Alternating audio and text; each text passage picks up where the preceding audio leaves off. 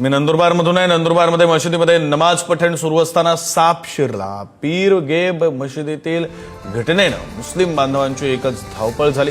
सुदैवानं कोणालाही इजा झालेली नाहीये। मोठा अनर्थ टळलेला आहे। नंदुरबार जिल्ह्यात वाढलेल्या तापमानामुळे बिळात राहणारे जीवजंतू बाहेर पडू लागले। तसाच काहीसा प्रकार नंदुरबारमधील बादशाह नगरमध्ये घडला। पीर गेब मशिदीमध्ये नमाज पठण सुरू असताना अचानक एक भला मोठा साप शिरल्यानं एकच खळबळ माजली। मशिदीचे इमाम फैजल मौलाना यांनी या सापाला धरून एका डब्यामध्ये पकडून सुरक्षित ठिकाणी सोडलेलं आहे।